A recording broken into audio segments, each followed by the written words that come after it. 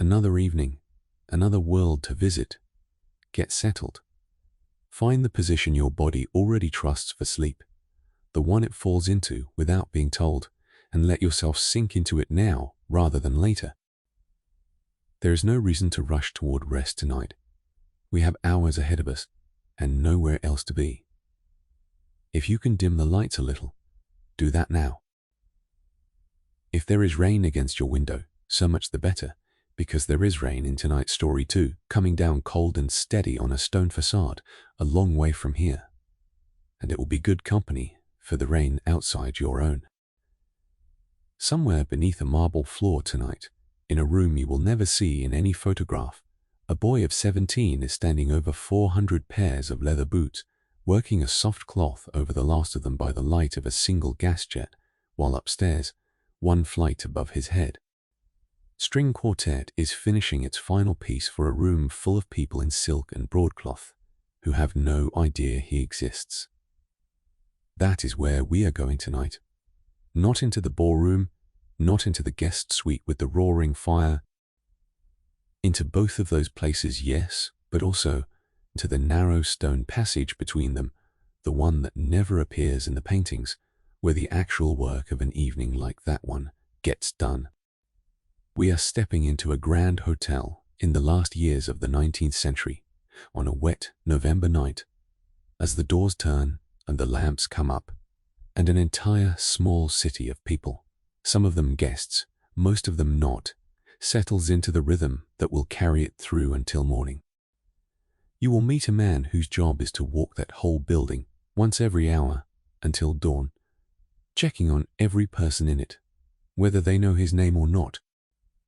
You will meet a woman standing over a mangle in a room thick with steam at midnight, and a boy proofing bread in a basement that never quite goes dark, and a man behind a mahogany desk who has learned over many years exactly how a person should be greeted at 2 in the morning when they are cold and far from anywhere that feels like home. Come in out of the weather with me, but the doors close behind us.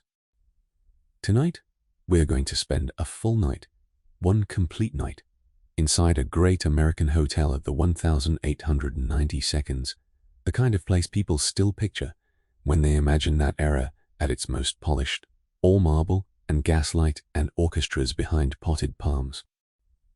We are going to follow that night from the moment the evening crowd settles into the palm court with their sherry and their cigars, down through the hours when almost nobody watching from the street has any idea what is happening one floor below them, and out the other side into the grey quiet just before sunrise, when the whole enormous machine, dight briefly, rests. There is a comfortable version of this story and an honest version, and we are telling the honest one. The comfortable version is the one you already carry around without ever having asked for it, built from old photographs and a handful of films, where a hotel like this simply exists, fully formed, gleaming, staffed by silent men in good coats who appear when needed and vanish when they are not. That version is not wrong exactly. It is just incomplete in a way that matters. It leaves out the 400 pairs of boots. It leaves out the ledger of names and departures kept behind the desk, the boy asleep on a folded blanket in a linen closet because his shift does not end until 5, the woman who has not sat down since 7 the previous evening. By the time we have finished tonight, you will understand that the stillness those guests felt, the sense of having stepped into a place where nothing could go wrong, was not an accident, and it was not free. It was built, hour by hour, by people whose names appeared nowhere on the guest register, and it is a far more interesting thing to have watched being built than it ever was to simply admire from a lobby chair. Before we go any further into the evening, I want to ask you something small. If you find that this kind of company suits you, an unhurried hour, or several spent somewhere real, somewhere with weight and texture to it rather than a wax museum version of the past, would you consider subscribing? It costs you nothing, and it tells me there is a reason to keep doing this the slow way, one honest evening at a time, rather than rushing it. And if you like, tell me in the comments what city you are listening from tonight and what hour it is where you are. I keep a running sense of all the different clocks you are falling asleep under, scattered across the world, and I like knowing about them. Wherever your particular corner of the night happens to be, I am glad you have let me into it. It is the 9th of November, in the year 1896. Rain has been falling on the city since 4 in the afternoon, and it shows no sign of easing before midnight. Somewhere ahead of us, past the wet cobbles and the hiss of gas lamps and the carriages queued 3 deep along the curb, a set of brass and glass revolving doors is turning, slowly letting in one damp overcoat at a time and letting out almost nothing at all. Let us go in. New York in the autumn of 1896 is a city still recovering from a wound most of its residents can feel, but few of them discuss out loud. 3 years earlier, in the Panic of '93, banks failed by the hundreds, and unemployment climbed to a level the country had never recorded before. The wound has not closed. Men still stand in breadlines a few miles south of where we are standing tonight, and a hard winter is settling in on top of a hard few years. And yet, here, on this stretch of avenue, none of that shows.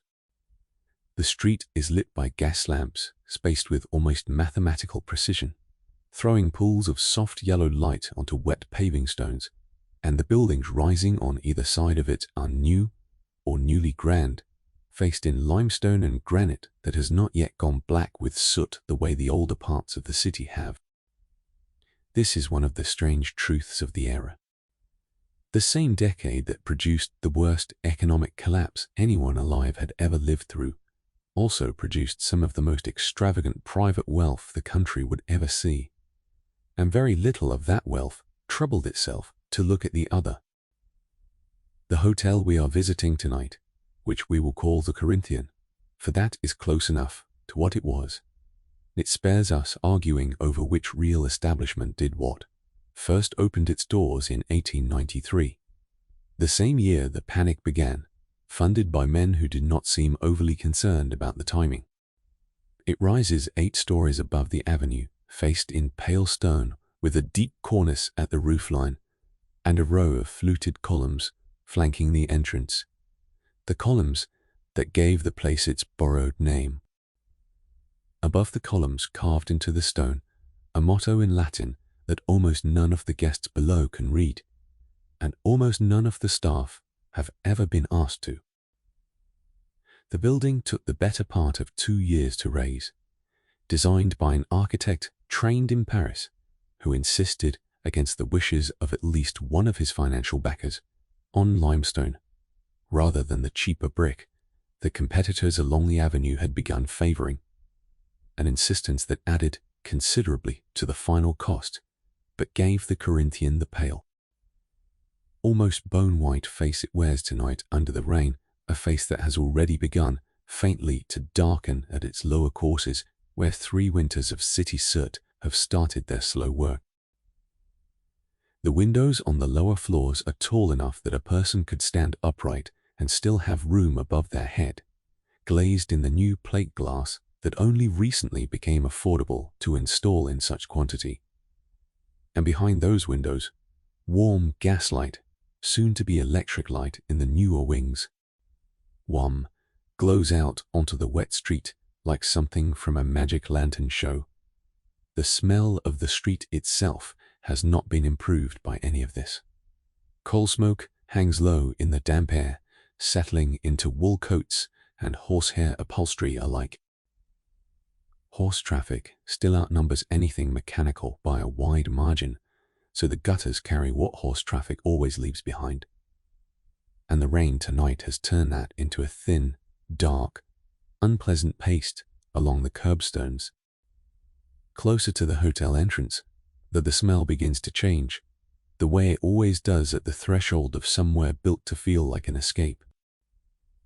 A porter has just finished mopping the last of the outer steps with a solution that smells faintly of carbolic soap, an odor that will fade within the hour, replaced by the coffee and cigar smoke drifting out through the doors every time they turn.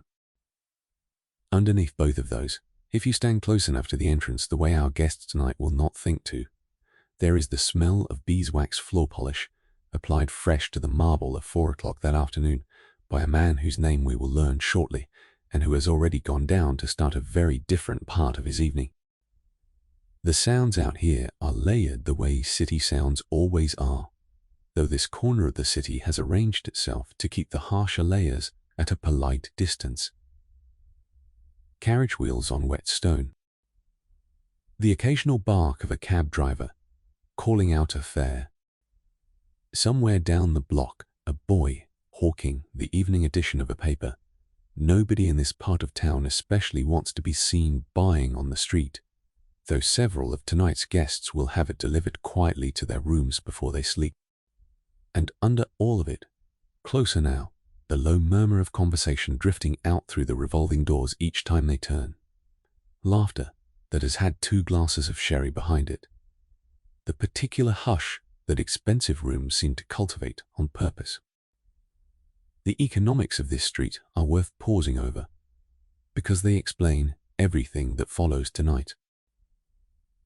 A working man in this city, if he is fortunate enough to hold steady employment as a laborer or a factory hand, earns something in the neighborhood of $1.50 for a 10 or 12-hour day, and considers himself lucky to get that in a year when so many do not work at all.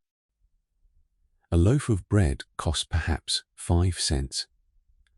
Furnished room in a boarding house a few miles from here, shared with a stranger, more often than not, might run $2 a week. A single night in one of the Corinthians' plainer rooms, meanwhile, the kind with no private bath and a view of an air shaft rather than the avenue, costs $3. A suite on one of the upper floors, the kind with a private sitting room and a hearth of its own, can run $25 a night or more, which is to say more than many of the men mopping this street or hauling coal into its basements. Nobody standing under the gaslight out here does the arithmetic out loud. It is simply the water this street swims in. The Corinthians' reputation, such as it is, travels mostly by word of mouth among the class of people who can afford to test it, supplemented by a handful of respectful mentions in the guidebooks and travel columns of the day, which praise its marble, its cuisine, and its discreet, attentive service without ever once naming a single person responsible for providing any of it. A visiting Englishman, writing home to his wife the previous spring, described the hotel as offering comfort so complete it felt almost suspicious, as though some catch must surely be hidden somewhere in the bill. A joke that landed well enough to be repeated at more than one dinner party since. No guidebook, of course, mentions Bridget Nolan's chapped hands or Danny Ostrowski's stiff left arm. The comfort those writers found so remarkable was, in every practical sense, their labor, simply arriving under someone else's name. A few blocks north, the dark expanse of a great public park stretches out into the rain, its paths empty at this hour except for a lone-mounted patrolman making his rounds, and further along the avenue, other hotels of similar ambition throw their own pools of gaslight onto their own stretches of wet pavement. A whole small district of competing luxuries strung out along a few miles of stone and glass. It is an election year, and posters for both national tickets still cling, half-soaked, to a lamppost near the corner, though nobody entering the Corinthian tonight seems inclined to discuss politics before dinner. The carriages queued at the curb belong almost entirely to guests and to the theatre crowd filtering home from a show a few streets over.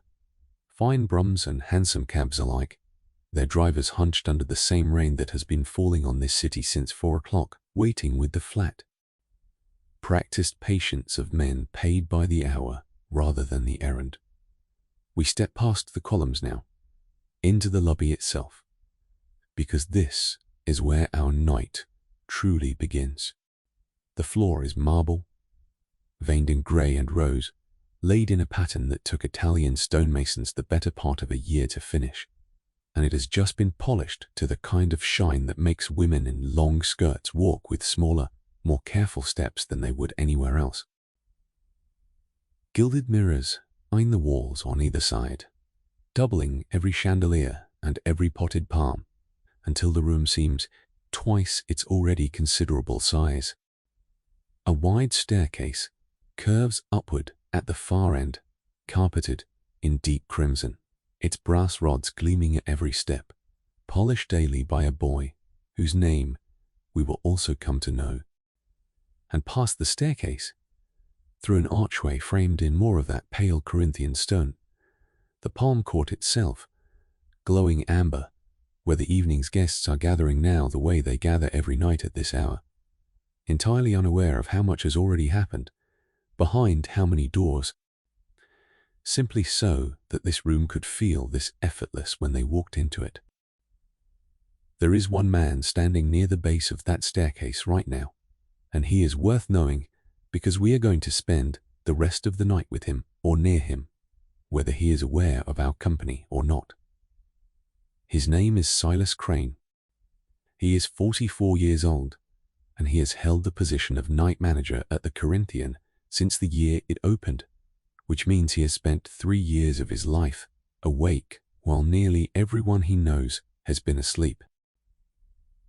Before that, he was under butler in a private household on Washington Square, a position he left not out of any complaint, but because the household's fortunes declined sharply after '93, along with so many others, and a man of his training found there was steadier, if stranger, work to be had in the new hotels going up along the avenue.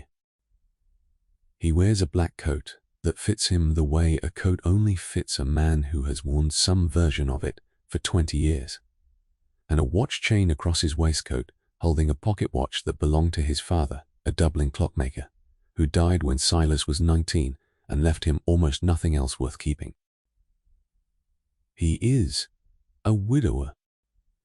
His wife, Margaret, died of a fever 6 years ago, before the hotel existed, before he had any thought of night work at all, and he does not speak of her often, though he still, without quite deciding to, glances toward a certain pew of a certain church every time he passes it on his one free Sunday a month. He has one daughter, Nora, 12 years old, who lives with his unmarried sister in a flat several miles north of here, attending a parish school that costs him more of his wages than he would ever admit to anyone who asked. He visits her on Sunday afternoons, the only hours in his week that are entirely his own. And the rest of his wages, nearly all of what is left after his own small room and board, go north in an envelope every second Friday. His household, if we can call it that, is not a house at all, but a narrow room on the hotel's uppermost floor, tucked behind the servants' stair, shared with no one, furnished with an iron bed, a washstand, and a small shelf that holds exactly 11 books, most of them borrowed years ago from households he no longer works for and never quite returned. On top of that shelf sits a battered volume of Whitman, its spine cracked from handling, which he reads 3 or 4 lines of most nights before he sleeps, not because he considers himself a literary man. He would tell you plainly that he is not, but because something about the rhythm of it settles his mind after a night spent listening for trouble in every corner of a very large building. The Corinthian employs, on a given night, somewhere near 60 people below the level of management, and it is Silas Crane's job to know where every one of them ought to be at any given hour, and to notice, usually before anyone tells him, when one of them is not. He carries a small black ledger in his breast pocket, its pages ruled into hours rather than dates, and in it he keeps a running account of the night as it unfolds. Boots collected from 412 rooms by 9. Laundry room fires banked, running by 10. Bakery ovens fired for the morning bread by midnight. A guest in room 206 asking for extra coal delivered by 10 past 11. It is not a diary, exactly, though there are entries in the margins some nights, a line about the rain, a note about a guest who seemed unwell. That suggests a man paying closer attention to the texture of his hours than his job strictly requires. One small habit gives him away as a person, rather than simply a function of the building he runs. In his left waistcoat pocket, alongside the watch, keeps a tin of peppermint humbugs, a habit left over from childhood that he has never quite broken. And somewhere close to 3 in the morning, when the building is at its quietest and its staff at their most tired, he makes a slow circuit of the basement and passes 2 or 3 of them, without a word, into the hands of whoever looks like they need one most. It is against no rule that anyone has ever written down. It is simply a thing he does, and the people who work under him have come to rely on it more than they would say out loud. His Sundays, the one day each week that belongs entirely to him, follow their own quiet ritual. He rises later than usual, walks the 4 miles north to his sister's flat rather than pay for a streetcar he can technically afford, and spends the afternoon in a small parlor listening to his daughter practice her reading aloud, correcting her gently when she stumbles, asking her questions about her lessons that reveal, more than he would ever admit aloud, how much he wishes he had been given the same schooling himself.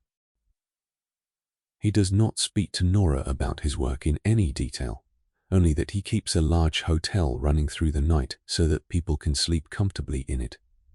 A description she has always found faintly magical and has never once thought to question further. He does not imagine, and would likely find the notion faintly absurd if anyone suggested it to him, that he will ever rise beyond the position he now holds. It is enough, most days, that the position holds steady, that the wages arrive, and that his daughter's reading improves a little more each week. Tonight is, in most respects, an ordinary night, which is precisely why it is worth watching closely. There is no fire to fight, no scandal brewing behind a locked door, no guest of such fame that the whole staff is thrown into a particular kind of nervous performance.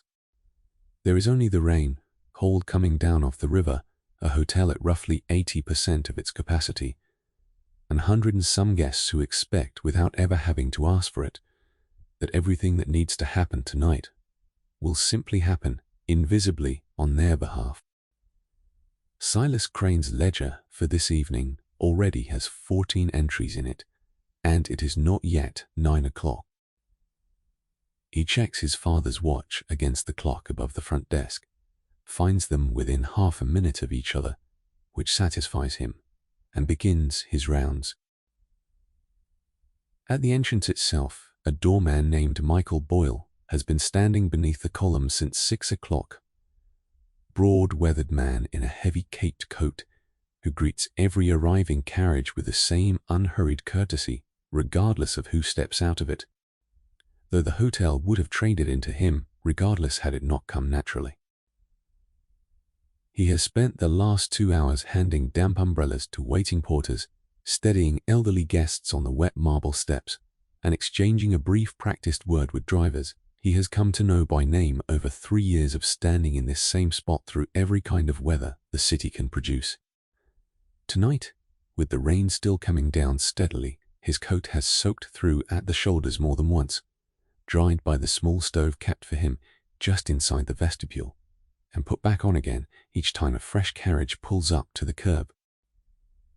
It is among the more physically demanding positions in the entire building, hours spent standing exposed to weather, that every guest passing through his doors is about to spend an evening entirely protected from, and yet Michael has never once in 3 years allowed a guest to see anything but calm, unbothered welcome on his face as they pass him by. His first stop, before the palm court, is the dining room, where the last tables of the evening's formal supper are only now being cleared. It is 7:15, and the room still holds the settled hush of a service winding down rather than starting up.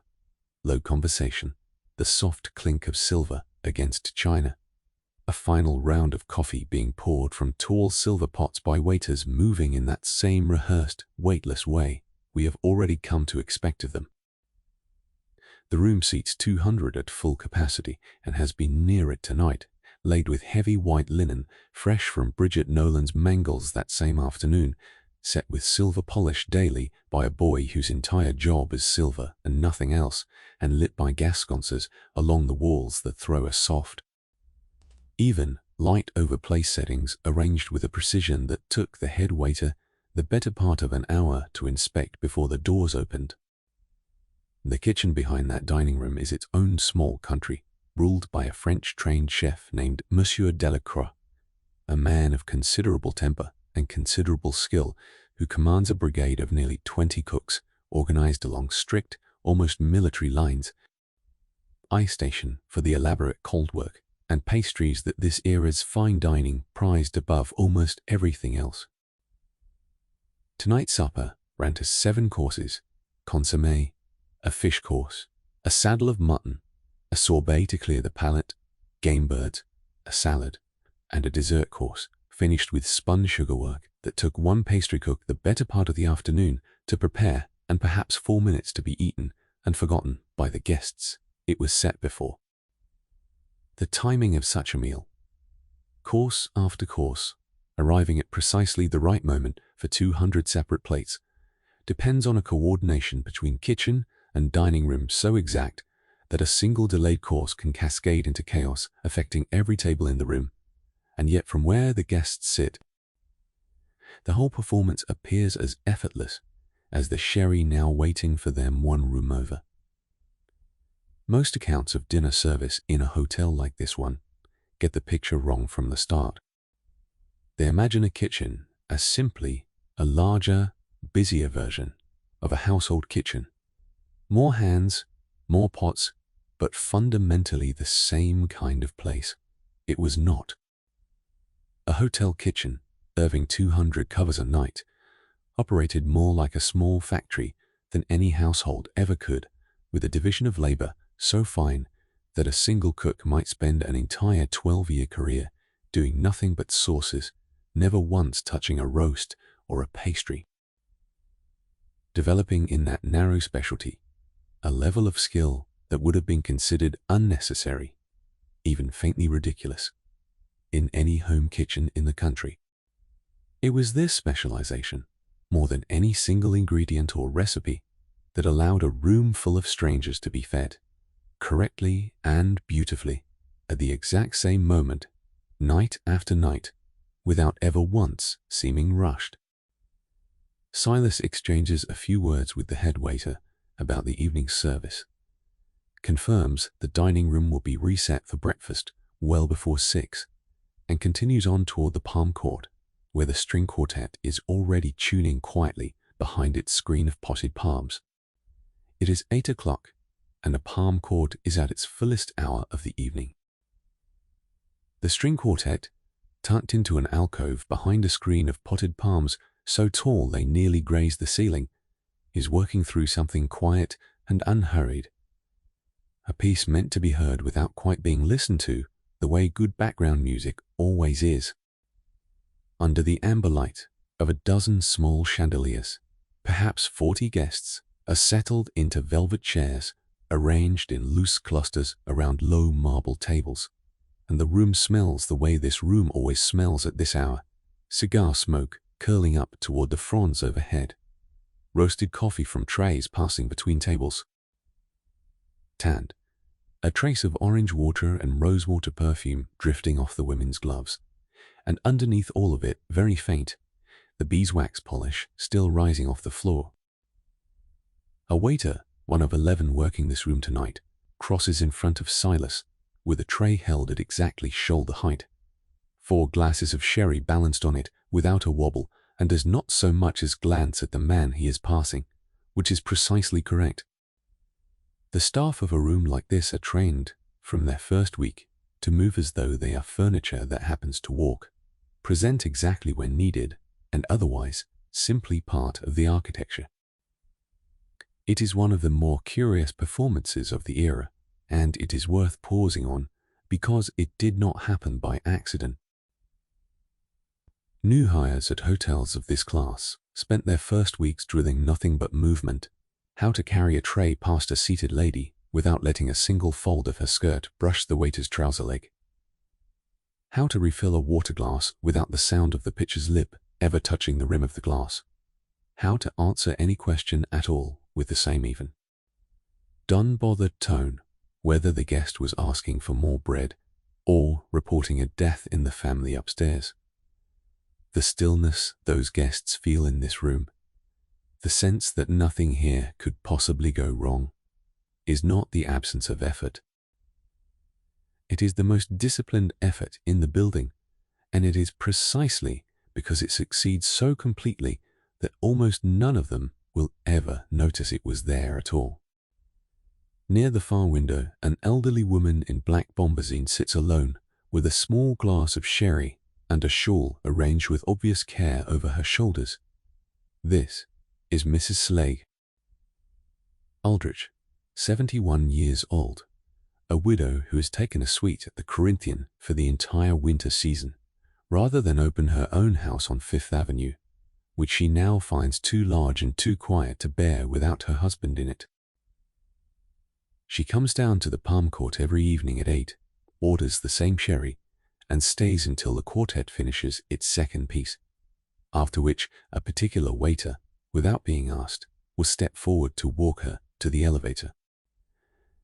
She has told no one at the hotel that this small nightly ritual is the closest thing she has left to company, and no one at the hotel would ever say aloud that they have noticed, though every one of them has. Closer to the fireplace, a younger couple sits with their heads bent close together over a single shared cup of coffee, married only 3 days, on their way from a wedding in Boston to a winter in the South. Staying 2 nights at the Corinthian along the route because the groom's father once told him a man ought to begin married life somewhere with marble floors if he could manage it even once. And near the archway, 3 men in dark suits are finishing cigars over what looks like a friendly conversation, but is, in fact, a negotiation over a stretch of railroad track in Pennsylvania that will be decided more or less before the ash on those cigars has fallen twice. The Palm Court hosts all 3 of these evenings at once, grief and romance and commerce, sitting 20 feet apart from each other under the same chandeliers, each entirely aware of the others, which is one of the small true things about a room like this. The quartet itself, tucked behind its screen of palms, is made up of 4 musicians who have played together for most of the hotel's 3 years. Her first violin, named Josef Rieger, who trained originally in Vienna before economic hardship brought his family to New York, a cellist, a violist, and a second violin, who also teaches piano lessons by day to supplement wages that, even for skilled musicians, depend heavily on a hotel's continued willingness to keep live music as part of its evening offering. They play from memory more often than from sheet music at this point, a shared repertoire built up over 3 years of nightly performance, chosen deliberately for its unobtrusiveness, nothing too demanding of attention, nothing that might interrupt a conversation or intrude on a private thought. It is, in its own way, a strange kind of musicianship, considerable skill deployed specifically to avoid being noticed, and Joseph has said, on more than one occasion to the others, that he sometimes envies the applause a concert hall gives even a mediocre performance, applause this room will never once offer, however well the piece is played.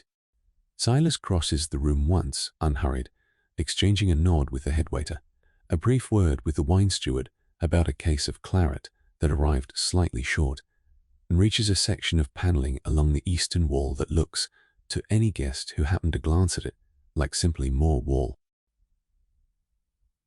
It is not. A seam runs along its edge nearly invisible unless a hand already knows where to press, and behind it the corridor that every hotel of this size depends on and almost no guest ever sees, narrow, plainly plastered, lit by bare gas jets rather than chandeliers, running the length of the building like a second secret skeleton, hidden just behind the decorated one. This is one of those details that changes the picture entirely once you have seen it. A grand hotel of this era is, in effect, two buildings occupying the same footprint. One of them is marble and velvet and amber light, built entirely for the comfort of people who will spend, on average, less than 3 days inside it. The other is plaster and bare pipe and narrow stairs, built for the people who spend every night of their working lives inside it, and the two buildings are connected by dozens of these hidden seams, doors disguised as paneling, staircases tucked behind what looks from the guest side like a closet, so that neither world ever has to fully acknowledge the other exists. Silas steps through one of them now, and the temperature drops several degrees, the way it always does the moment you leave carpet for bare stone. Down this corridor, a boy of 17 named Otto Bauer, the baker's assistant, hurries past with a wooden tray of proof dough balanced against his hip, on his way down to the ovens 2 floors below, 3 hours ahead of when most of tonight's guests will think about breakfast at all. Silas asks him, without slowing his own pace, whether the new flour delivery arrived, and Otto confirms that it did, and that it seems drier than the last batch, which will mean adjusting the water tomorrow morning. It is a small exchange, 10 seconds at most, but it is the kind of exchange that keeps a kitchen the size of this one from a bad batch of bread going out to 400 guests.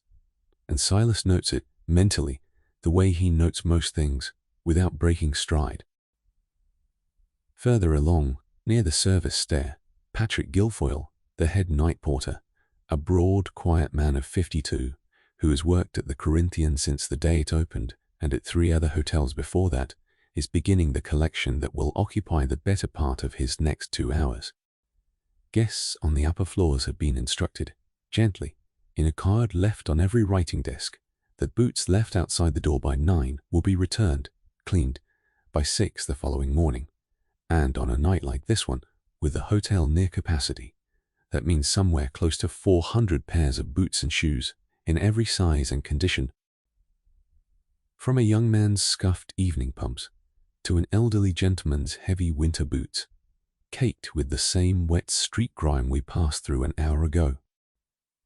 Patrick works with 2 younger porters beside him, sorting the pairs by floor and room number onto a wide-wheeled cart, careful never to mismatch a lady's evening slipper with the wrong door, a mistake that has, in the hotel's short history, caused more genuine outrage among the guests than almost anything else that has ever gone wrong here. Now, here is where most people get this wrong when they picture an evening like this one. They imagine the glamour upstairs and the labor downstairs as 2 separate stories, running on separate clocks, barely touching. They do not run on separate clocks at all.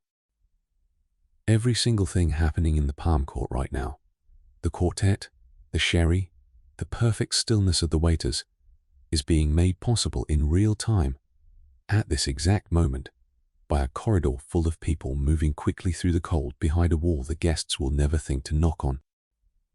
The 2 stories are not parallel.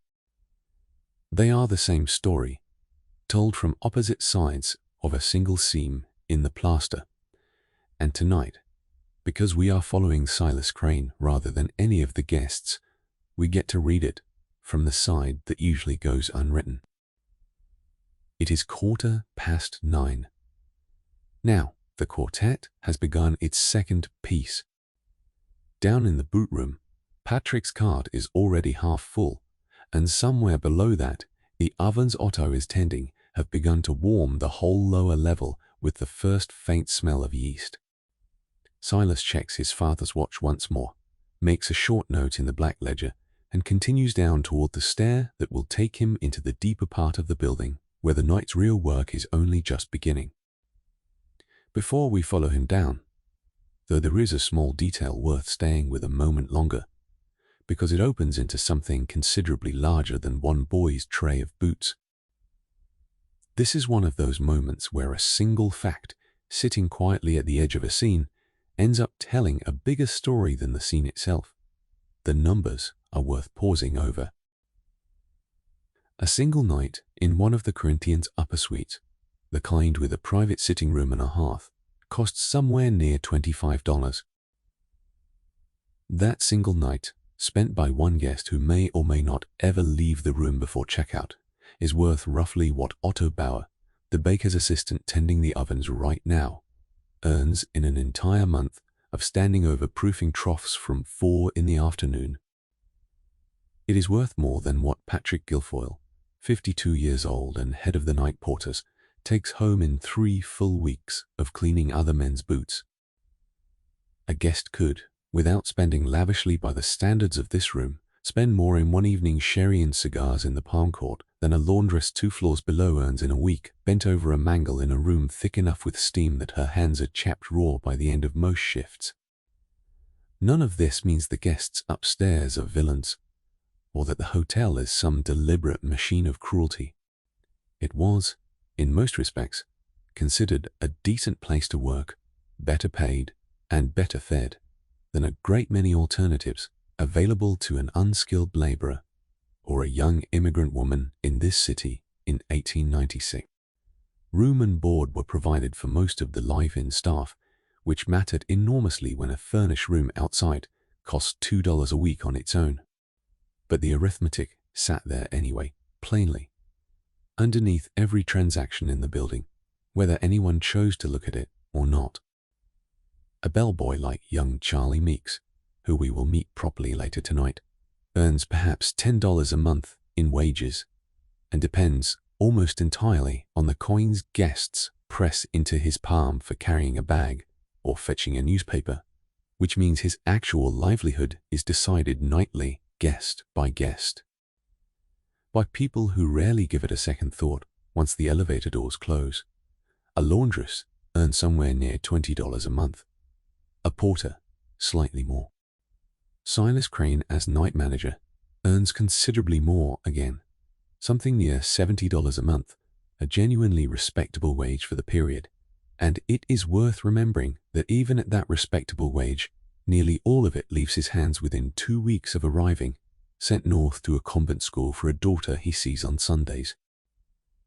There is more to understand here than simple wage comparison, though. The Corinthian itself, as a business, runs on numbers just as unforgiving as the ones governing its staff. Heating a building this size through a New York winter consumes an enormous quantity of coal, delivered by cart several times a week, and shoveled by hand into furnaces that never fully go out between October and April.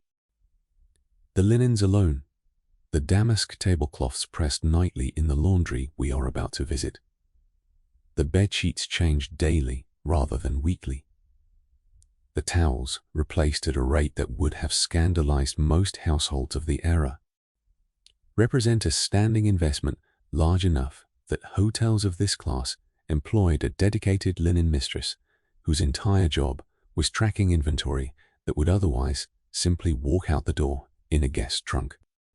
Flowers for the Palm Court and the lobby arrangements are fresh, not silk, replaced several times a week even in the depths of winter, hauled up from greenhouses further south by rail at a cost most guests never think to ask about because asking about it would rather defeat the purpose of the flowers. And here is the part of the arithmetic that rarely gets told plainly. The entire business model of a place like the Corinthian depends on most of its guests never doing this math at all. The illusion of effortlessness, the sense that a fire simply appears already lit, that boots simply reappear at dawn already shined, that a suite simply arrives warm and turned down without anyone having sweated over it, is not a byproduct of the hotel's luxury. It is the product itself, the very thing guests are paying $25 a night to purchase. The moment a guest becomes aware of the boy in the basement or the woman at the mangle, the illusion cracks slightly, and cracked illusions do not command premium prices. Which means an enormous amount of the labor happening in this building tonight, designed quite deliberately to be invisible, not because anyone involved is ashamed of it, but because visibility itself was never part of what was being sold. For Silas Crane, standing at the exact seam between these two economies, every night of his working life, this arithmetic is not an abstraction. It is the reason his daughter has a place at a good parish school rather than the one nearest his sister's flat. It is the reason he reads 3 lines of Whitman before sleeping rather than an entire chapter. Because sleep in his line of work is a resource rationed as carefully as coal. And it is the reason, when he passes a peppermint humbug to a tired laundress at 3 in the morning, that the gesture means rather more than the size of the kindness would suggest. In a building where every hour of a person's labor has already been quietly priced against every other hour of someone else's leisure, a small thing given for nothing at all carries a weight it would not carry anywhere else. The clothing worn on either side of this arithmetic is worth a moment of its own, because it makes the whole divide visible in a way numbers alone sometimes fail to. A guest's evening gown of the kind Mrs. Aldrich or the young bride upstairs might wear, silk or fine wool, trimmed with lace, tailored to fit a single body precisely, could easily cost $40 or $50, sometimes considerably more depending on the dressmaker and the fabric, which is to say, more than a laundress earns in 2 full months of steaming her own hands raw over a mangle. A gentleman's evening coat, cut by a good tailor, ran to similar figures. Meanwhile, the uniforms worn by the Corinthian staff, the waiters' black tailcoats, the porters' plain dark jackets, the maids' starched aprons, were purchased in bulk by the hotel itself, standardized, replaced only when worn past reasonable repair, chosen deliberately for durability over any individual fit or flattery. A waiter's coat was tailored to the role, not the man wearing it, and more than one new hire has had to stuff a folded handkerchief into a shoulder or roll a cuff twice to make a hand-me-down uniform sit correctly on a frame it was never actually measured for. There is a plain honesty in this contrast that the Palm Court's soft lighting works rather hard to obscure. Clothing in this era did more than cover a body. It announced instantly and unambiguously which side of the seam in the plaster a person belonged to. And a guest could walk from the avenue into the lobby, wearing more money on her back than several members of the staff serving her would see in a year combined, without either party finding anything unusual in the arrangement at all. The calendar itself shapes this arithmetic as much as any single price does. Wealthy New York society in this era kept what everyone called simply the season, a stretch running roughly from November through the early spring, during which families who might otherwise occupy grand houses of their own chose instead to close those houses for economy or convenience. Surrounded by others of the same set, relieved of the burden of running a full household staff through the coldest months. Mrs. D. Aldrich's long winter stay is entirely typical of this pattern, as is the hotel's higher occupancy tonight compared to what it would carry in the quieter months of high summer, when much of this same clientele decamps instead to cooler resorts along the coast or in the mountains. Retaining only a skeleton version of the staff we have met tonight, till the wealthy return with the first cold weather. Silas Crane's own wages, steady as they are, rise and fall slightly with this rhythm, a fact he has learned to plan around. The way a farmer plans around a harvest, saving a little more in the full months against the leaner ones ahead. We return to the evening now, because down in the basement the second half of tonight's real story is already well underway, and it has its own sounds, its own smells, and its own particular kind of exhaustion that no guest upstairs will ever be asked to imagine.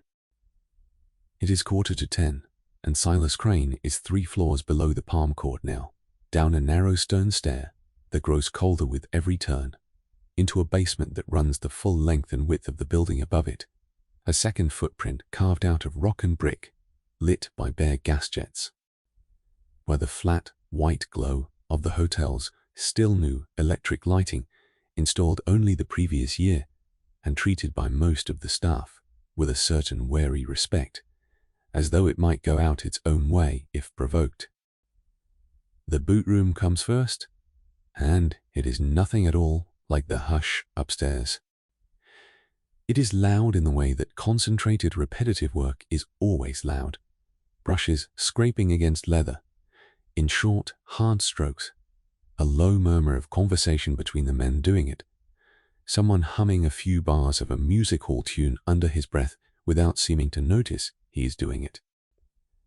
Patrick Guilfoyle has set his cart of nearly 400 pairs of boots and shoes along one wall, sorted now by floor, and he and his two younger porters work in a rhythm they could probably keep in their sleep, and some night very nearly do.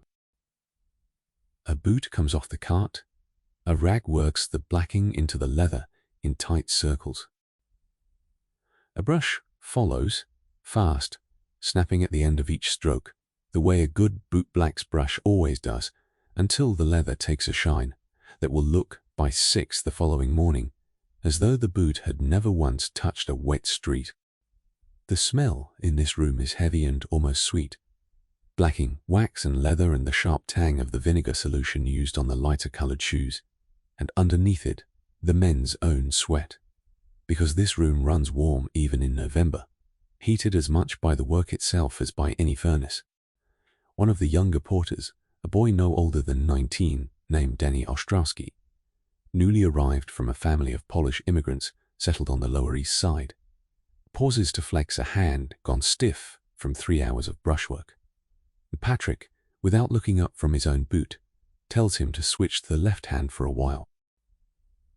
An old trick every porter learns eventually, and Danny does, and the rhythm of the room barely breaks stride. This is the kind of small, unrecorded mentorship that fills a room like this every night. Older hands teaching younger ones, not through any formal instruction, but simply by working alongside them long enough that the knowledge passes over without either party quite noticing it happen. There is something quietly revealing Patrick has said more than once over the years. In the shoes a hotel like this collects each night, more revealing in some ways than anything a guest says out loud at dinner. A pair of evening pumps, scuffed nearly through at the heel, belongs more often than not to a young man spending well beyond his actual means to keep pace with wealthier company. Pair of heavy, expensive boots, kept in nearly untouched condition, belongs just as often to a man who has someone else walk most of his errands for him. Patrick has learned, without ever meaning to study the subject, to read a surprising amount of a stranger's whole situation from the single pair of shoes left outside their door each night, though he has never once mentioned any of it to the guests themselves, and never would. Silas checks the count against his ledger, confirms they are on pace to finish before 1, exchanges a few words with Patrick about a guest in room 311 who left a note requesting his boots be ready an hour early for an unusually early train, and moves on down a second corridor thick. The laundry room hits you before you see it, a wall of damp warmth and the hiss of steam escaping somewhere, and once you are through the door, the sound is almost deafening after the relative quiet of the corridor, the heavy clank and grind of the mangles. Great iron rollers turning under enormous weight to press the moisture and the wrinkles out of yards and yards of damask tablecloth destined for tomorrow's breakfast service. Bridget Nolan runs this room, has run it for 4 years, a woman of 38 with forearms roughened from steam and lye soap and hands that know the exact moment a mangled roller has caught wrong before the sound of it reaches anyone else's ears. Tonight, she has 6 women working under her, feeding cloth through the rollers in a coordinated motion that looks, from the doorway, almost like a dance, though nobody performing it would ever call it that. The smell here is not unpleasant, warm cotton and starch and the faint mineral tang of the well water piped in for washing, but the heat is considerable, and by midnight most of the women working this room will have their sleeves rolled to the elbow regardless of how cold it is 3 floors up. It is exacting work in ways that are easy to underestimate from the outside. A tablecloth pressed unevenly or folded while still slightly damp will show a faint stain by morning that no guest would ever trace back to its cause, but that Bridget would notice from across the dining room and would hear about later from someone above her, whose name never appears on any ledger down here. There is a real hazard in this room too, one that never makes it into any painting of the era. Burns from a hand caught too close to a roller, scalds from steam venting somewhere it should not. And every woman working tonight carries at least one small scar on a forearm or wrist as quiet evidence of a lesson learned the hard way. The common picture of what kept a grand hotel of this period running is, in this one respect, almost exactly backward. The linen is imagined as simply appearing crisp and white, the way it appears on the table each morning, as though cleanliness itself were a natural property of wealth, rather than the direct result of 6 women working a night shift in a room hot enough to make a January night feel almost tropical. The Corinthians' dining room serves its breakfast on linen that has been washed, dried, mangled, and folded within the previous 12 hours. Every single day the hotel has been open, and not one guest eating off it will ever wonder how it got that way. A woman named Agnes Whitcomb, the hotel's linen mistress, appears briefly in the doorway with a ledger of her own, nearly as thick as Silas's, tracking every sheet, towel, and tablecloth the hotel owns against the number that ought to be in circulation at any given hour. It is Agnes who will notice, days or weeks from now, if a guest has quietly slipped a monogrammed hand towel into a trunk. And it is Agnes who signs off every few months on the purchase of new stock to replace what has worn through or simply vanished. An expense large enough that she answers for it directly to the hotel's owners, rather than to Silas or the head housekeeper. She and Bridget confer for a moment over a torn corner on one of the dining room's older cloths, decide together it can be mended rather than retired, and Agnes moves on to her next count, leaving Bridget to her mangles. Silas exchanges a few words with Bridget about the claret case that arrived short earlier, which she has nothing to do with but hears about anyway, the way everyone below stairs tends to hear about everyone else's small troubles over the course of a long night, and continues on past a heavy iron door toward the engine room, where the true heart of the building's warmth is kept. The boiler room is loud in a different register entirely from either the boot room or the laundry. A deep, steady roar rather than any human sound at all. 3 great coal-fired boilers standing in a row against the far wall, feeding steam and hot water through pipes that run, unseen, into every radiator on every floor above. An engineer named Franklin Osea, a broad-shouldered man of 35, who came up from Georgia some years back and has run this room with quiet, unshakable competence for the last 3 winters, moves between the boilers with a long iron rake, checking the coal beds, adjusting a damper here, listening for a knock in a pipe that would tell him, long before any gauge could, that something needed his attention. The heat in this room is fierce enough that Franklin works stripped to his undershirt even in November, and the air carries a mineral, almost metallic taste from the coal dust that no amount of scrubbing ever quite removes from a boiler room's walls. It is Franklin's furnaces, more than any other single thing in this building, that make possible the very image the hotel sells to its guests. A room like Mr. Den. Sedgwick's warmed not only by its hearth fire, but by steam heat running quietly through pipes behind the walls, so that even a guest who lets the fire burn low can still expect to wake in a room comfortably warm rather than actually cold. Franklin checks his gauges once more, confirms the pressure is holding steady, and exchanges a brief nod with Silas, who notes the boiler room status in his ledger and moves on toward the last and warmest stop of his rounds. The bakery announces itself before you reach it, the way it always does, with a smell that has nothing at all in common with the boot room or the laundry, warm and faintly sweet, yeast and scorched sugar, and the mineral smell of a coal oven holding steady heat. Otto Bauer, 17 years old, apprenticed here under the head baker for the past year, stands over a row of enormous wooden troughs, each one holding several dozen pounds of dough set to rise slowly overnight so that by 5 in the morning, on breakfast trays across the building's 400 rooms. He works the dough in one trough with the flat of his hand, checking its give, and glances up long enough to tell Silas that the head baker has already gone to bed for a few hours and left him in charge of the ovens until midnight.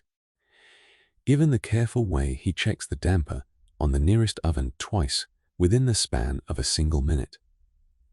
This room, unlike the boot room or the laundry, carries something almost peaceful about it, despite the heat and the hour. The troughs work slowly, silently, requiring nothing but patience and an occasional check of the dough's texture, and Otto has taken over his year here to reading a few lines from a battered penny paper tucked into his apron pocket during the long stretches when there is genuinely nothing to do but wait for yeast to do its slow work. It is one of the few jobs in this basement that offers anything resembling stillness, and Silas, who understands better than almost anyone in the building what a rare commodity stillness is down here, tends to linger a moment longer in this room than the others on his rounds, warming his hands against the oven's residual heat before continuing on. It is nearly 11 now. Above them, the Palm Court Quartet has finished its final piece of the evening, begun packing away its instruments. Aldrich has been walked to the elevator by the same waiter she is, walked to it by every night.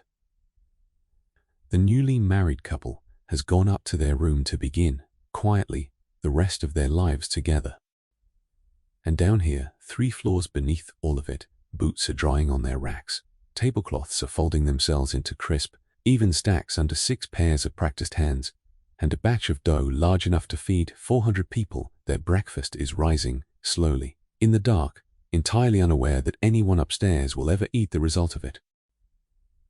The detail just described: a Polish porter's boy switching hands to rest one arm, a German baker's apprentice reading a penny paper by oven light, an Irish night manager sending most of his wages to a convent school, opens a door into something considerably larger, so let us walk through it for a moment before we go back upstairs. A building like the Corinthian did not simply hire 60 people. It arranged them with a precision that would have satisfied any military quartermaster into a strict order that governed not only what each person did, but where they were permitted to be seen doing it. Front of house staff, the men serving in the Palm Court and the dining room, were selected in part for a certain look the hotel wanted its guests to encounter: tall, composed, able to move through a crowded room without disturbing it. Back of house staff, the porters and laundresses and kitchen workers we have just spent an hour among, were selected primarily for stamina and steadiness of hand, and were expected, as a matter of hard and unwritten rule, to never be visible to a guest at all, except in the briefest possible exchange: a boot returned, a bag carried, a door held. The corridor behind the Palm Court paneling exists precisely because this separation had to be built into the very architecture of the place. You cannot maintain an illusion of effortlessness with a coal scuttle in the lobby, so the coal scuttle and everyone who carries it gets its own staircase. This order was heavily shaped in a hotel of this era and this city by immigration.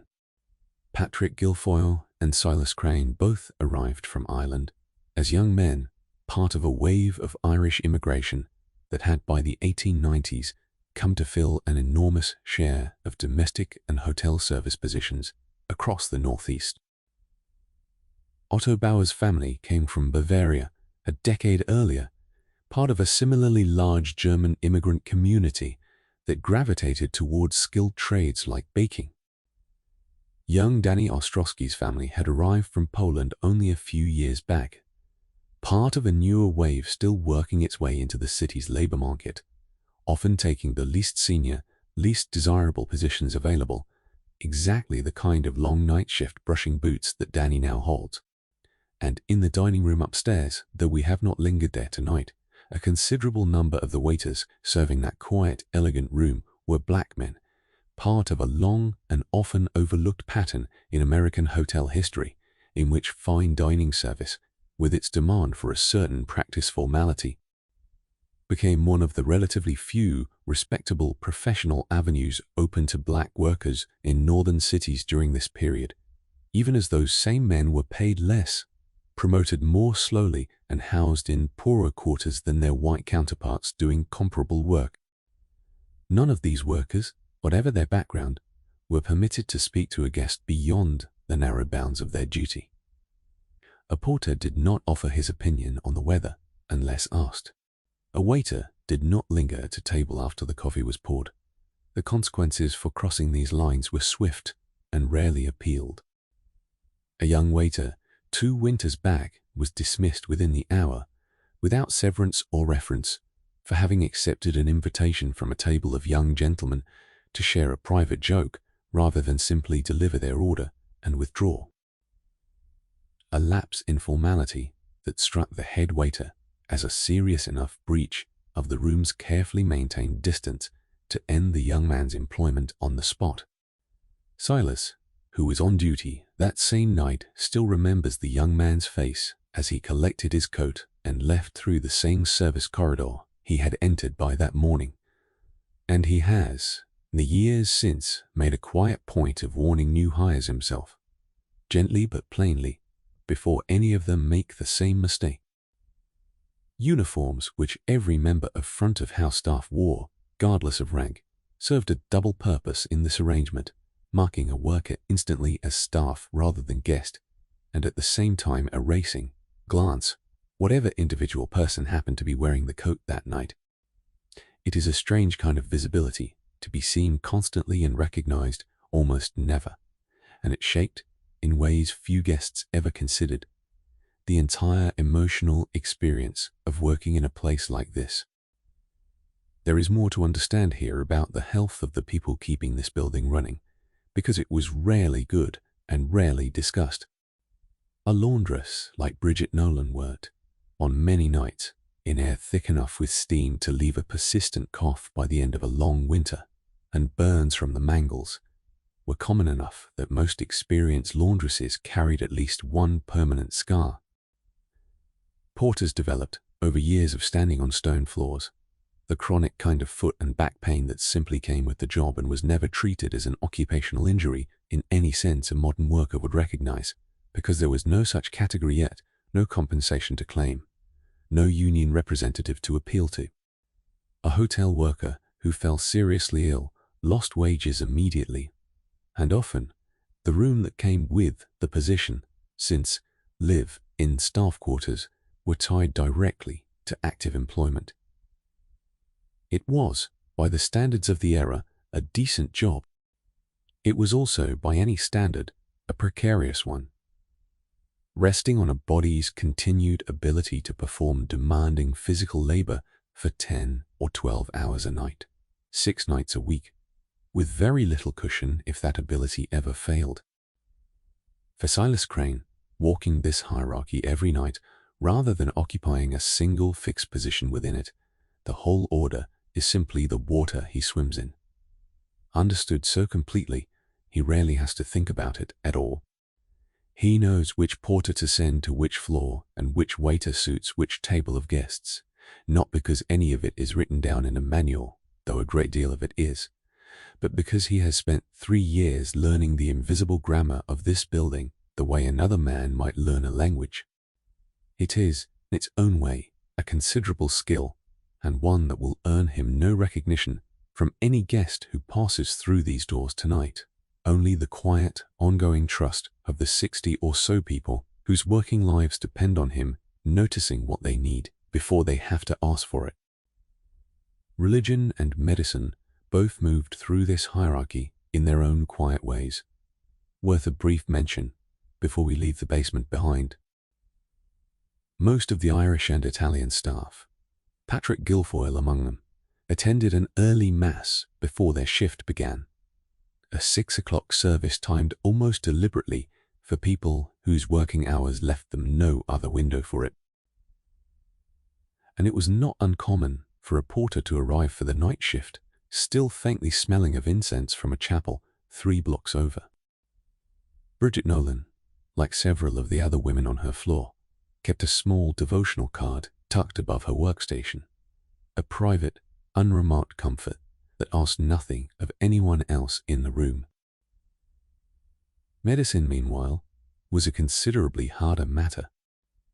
The hotel retained a physician on call for guests, a Dr. Halloway, who could be summoned within the hour for anything from a nervous complaint to a genuine emergency, and his fees were quietly folded into a guest's bill without much comment. Staff illness was handled far less generously. A porter or a laundress who fell seriously ill was more often than not expected to recover at a boarding house or with family rather than in the hotel itself, and a period of sickness without pay could undo, in a matter of weeks, wages it had taken months to save. It was one of the harder edges of an otherwise reasonably decent place to work, and everyone below stairs understood it without ever needing it explained. We climb back upstairs now, because it is nearly 1 in the morning, and there is a different kind of stillness beginning to settle over the front of the house, one that Silas Crane, more than anyone else in the building, understands rather well. The lobby at 1 in the morning bears almost no resemblance to the lobby at 8 the previous evening, though it is, of course, the same marble, the same gilded mirrors, the same curved staircase. The difference is entirely one of sound. Where the early evening carried conversation and a string quartet, and the constant soft traffic of guests coming and going, the lobby now holds almost nothing but the steady ticking of the great clock mounted above the front desk, a piece nearly as tall as a man, its brass pendulum swinging behind a glass case. Almost deliberate, the chandeliers have been dimmed to perhaps 1/3 of their earlier brightness, enough to see by, not enough to suggest the evening is still underway. The palm court sits dark and empty behind its archway, the potted palms now just shapes in shadow, the chairs where Mrs. Aldrich and the newlywed couple and the 3 railroad men sat only hours ago, standing at slightly crooked angles where they were last pushed back. Behind the front desk, a massive mahogany counter, polished daily to a deep, warm shine, Silas Crane has settled into the position he will hold for most of the remaining night. Behind him, built into the wall, a wide bank of small wooden cubbies, each one holding a heavy brass key on its own numbered fob, arranged floor by floor and room by room, so that a glance at the board tells him instantly which rooms are occupied, which are dark and empty, and which guests, if any, are still out in the city at this hour and have not yet returned to claim their key. 14 cubbies sit empty tonight, their guests presumably still at a late supper or a theatre that has run long. And Silas notes this without concern, since a late return is no cause for alarm in a city this size, only something to track quietly until each key finds its way home. It is at moments like these, holding still at the center of a building this large and this quiet, that the actual nature of Silas Crane's work becomes clearest. He is not, despite his title, primarily a manager of tasks. He is a keeper of a kind of watchfulness that has no other name in the hotel's official vocabulary, responsible for noticing, before anyone else does, the guest who seems unwell, the fire that has burned down too far in an empty room, the strange sound from a floor that ought to be silent. This is where the common picture of a place like this breaks down. People imagine the overnight hours as simply a pause, an intermission between one busy day and the next, staffed by whoever happened to draw the short straw. In truth, The overnight hours were considered, by hotel managers of this era, to be among the most consequential of the entire day, because it was during these hours, more than any other, that a guest's safety and a hotel's reputation were most exposed, and least supervised by anyone above the level of a single trusted man behind a desk. At 1:20, the revolving door turns, and a gust of cold wet air comes with it, along with a gentleman in his 50s, overcoat soaked through at the shoulders, hat dripping steadily onto the marble. He has come in on a delayed train from Philadelphia, 3 hours behind schedule due to the weather, and he looks, as most late travelers do, less like a person and more like a problem the night has not yet solved. Silas rises to greet him before the man has crossed half the lobby, takes his coat and hat without being asked, and within a minute has both arranged, has confirmed the reservation already held under his name, and has quietly instructed a passing kitchen boy, one of the few still awake this late preparing tomorrow's stock, to bring up a cup of hot broth to the gentleman's room within the quarter hour. It is a small gesture broth rather than a full meal, but it is precisely calibrated, warm enough to comfort a chilled traveler, light enough not to sit heavy before sleep. And it is the kind of calibration Silas has made so many hundreds of times that he no longer consciously decides on it at all. The gentleman, visibly relieved to have arrived somewhere warm and expected, offers a brief, sincere thanks and disappears up the elevator, and Silas returns to his position behind the desk, makes a note in the black ledger, and resumes his watch. The elevator itself deserves a moment of attention because it represents one of the genuinely new comforts of this era. A hydraulic lift, installed when the hotel was built, operated at this hour by a boy named Charlie Meeks, 15 years old, who has been given the overnight elevator and bellhop duties as his first real position in the hotel after 2 years spent running smaller errands during the day shift. Charlie's job tonight consists mostly of waiting, long stretches of it, seated on a small folding stool just inside the elevator car, until a bell summons him to a floor for ice water, an extra blanket against the night's growing chill, or simply the operation of the lift itself for a guest returning at an odd hour. He carries tucked into his jacket pocket 2 extra wool blankets folded tight, anticipating the request before it comes, because November nights in this building run colder on the upper floors than the lobby fire ever quite reaches, and a boy who learns to anticipate a blanket request earns, over time, considerably better tips than one who waits to be asked. At 1:30, a bell rings for the 4th floor, and Charlie guides the car upward with the smooth, practiced hand of someone who has done this several thousand times already despite his youth, delivers a pitcher of ice water and one of his blankets to a guest too warm from an overstoked room fire to sleep easily, and returns to his stool without a word of complaint about the hour or the cold or the tedium of waiting between calls. It is one of those small, unremarked kindnesses that fills a building like this through its quietest hours, offered by a boy who will not see his own bed until well past 6 in the morning to a guest who will likely never learn his name. Back at the front desk, Silas checks his father's watch against the great clock once more, finds them still agreed to within half a minute, and allows himself, for perhaps the only stretch of the night, a moment of genuine stillness. The lobby at this hour holds a kind of serenity that nothing in the building's daytime hours ever quite manages. Marble floor gleaming under dimmed chandeliers, brass keys hanging in their orderly rows, rain still ticking softly against the tall windows facing the avenue. It is, in its own way, one of the most peaceful rooms in the entire city at 1:30 in the morning, and almost nobody alive tonight, apart from the man standing quietly behind its desk, will ever have the chance to notice that peace exists at all.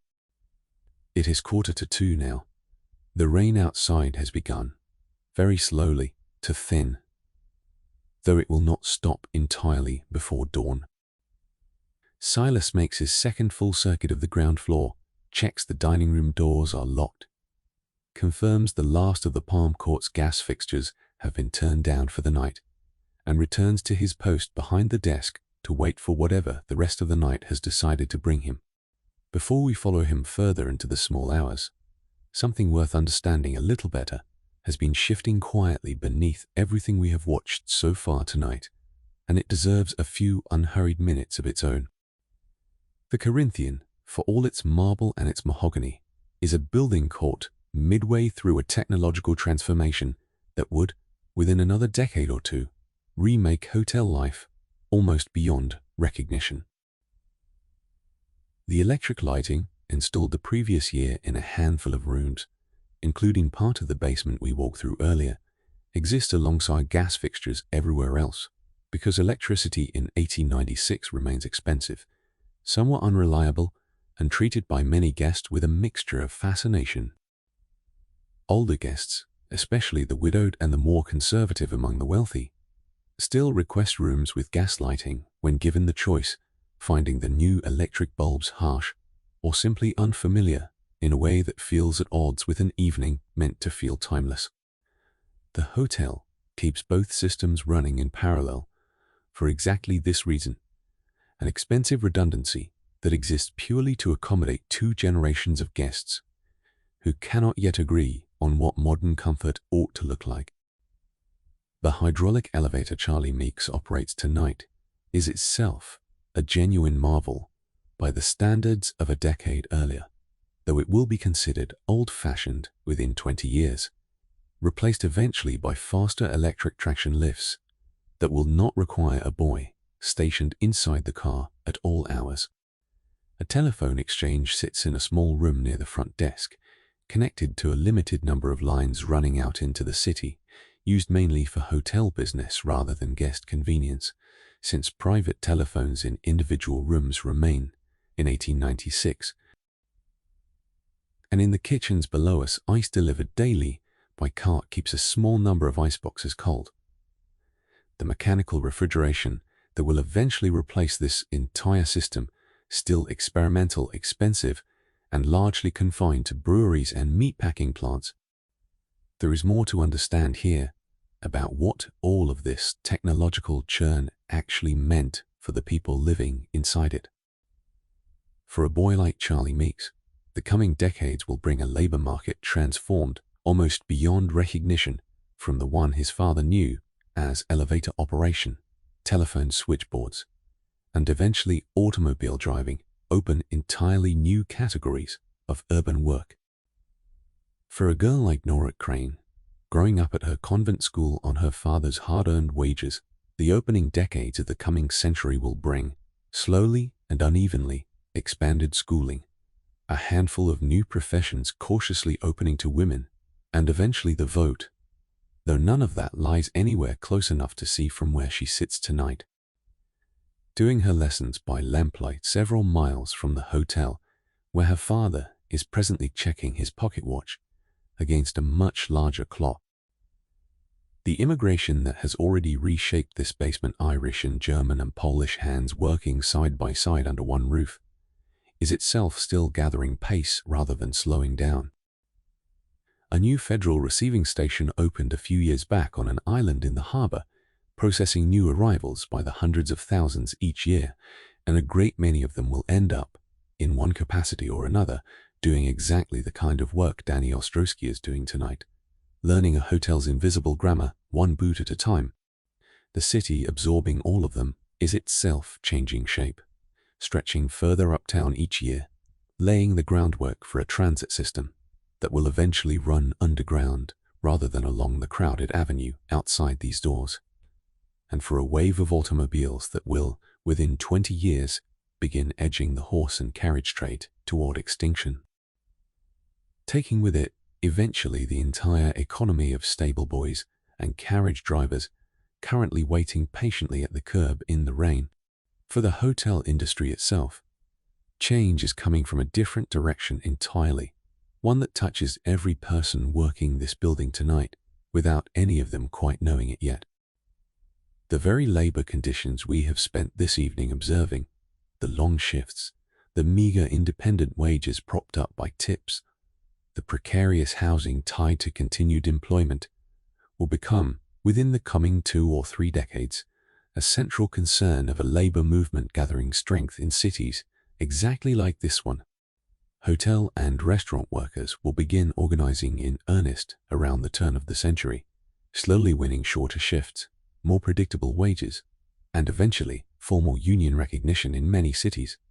Though none of that exists yet in any form Silas Crane or Bridget Nolan or Patrick Guilfoyle would recognize tonight. They work, this evening, entirely within a system that asks a great deal and guarantees very little in return, beyond a roof, a wage, and the reasonable expectation of being treated fairly by a decent employer, which the Corinthian, by the standards of its era, largely is. And underneath all of it, still, sits the wound this city has not finished healing. The panic of '93 continues to shape who can afford a suite at $25 a night and who cannot afford bread at 5 cents a loaf. And it will take the back half of this decade and much of the next for the economy to fully recover its footing.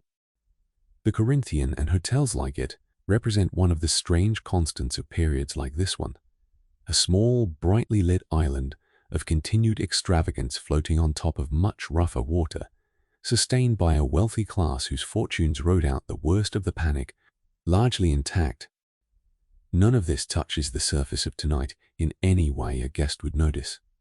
The rain still falls outside. The great clock above the front desk still ticks its patient, unhurried rhythm.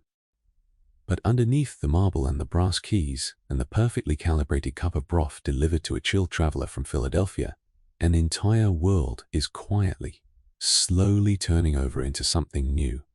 And Silas Crane, standing at his post with no real awareness of any of it, is nonetheless living through one of the more consequential decades this country's working life would ever pass through.